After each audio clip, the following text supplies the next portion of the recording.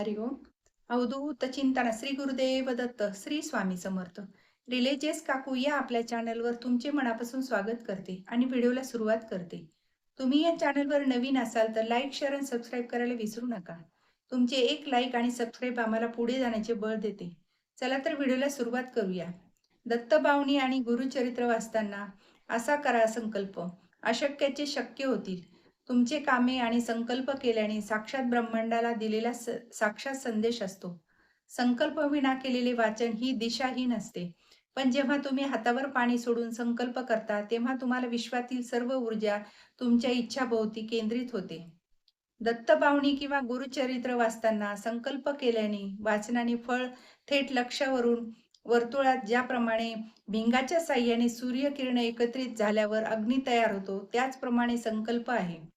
दत्तबावणी ती 52 ओवी ब्रह्मांडातील विविध शक्तीचे सिद्ध केंद्रे आहे. जेव्हा तुम्ही विशिष्ट हेतूने संकल्प करून 52 वाचन करता, तेव्हा हेतूला 52 शक्तीचे थेट बळ मिळते. संकल्पातील वाचनाने 52 ओळी त्या नुसत्या शब्द न राहता त्या जिवंत मंत्र बनतात आणि भक्तासाठी साक्षात कार्य करून आपले अडथळे दूर करतात. व आपले अडथळे म्हणजे कामे हे पण व्यवस्थित होतात, अडथळे निघून जातात. आरोग्याचे प्रश्न सुटतात. संकल्पाचा जोड मिळाला दत्तबावणी प्रत्येक अक्षर ढाल बनते. श्री गुरुचरित्र केवळ ग्रंथ नसून ते दत्तगुरूंच्या, नरसिंह सरस्वतीच्या तपोबलाचे प्रखर जिवंत साठा आहे. संकल्प केल्यावर या ग्रंथातील प्रचंड ऊर्जा तुमच्या वैयक्तिक प्रश्नाला सोडवण्यात यश येते. संकल्पित वाचनाने ग्रंथातील चैतन्य भक्तांच्या सर्व अडथळे बाजूला सारून बाजूला टाकते. संकल्प विना वाचन केल्याने केवळ पुण्य मिळते, पण संकल्प केल्यास थेट इच्छित फल पदरात पडते. संकल्प केल्याने मन इकडे तिकडे नकारात्मकता बाजूला होते. एकच हेतूवर अत्यंत विश्वासूपणे शांतपणे कृतीत राहते. वाचनाला आपल्या मनात चांगले विचार येतात. आपले काम हे होणारच ही गॅरंटी येते. संकल्पित वाचनाने साक्षात एक सखोल ध्यान आपल्याला प्रवेश करण्यासारखे उच्च प्रतीचे असते.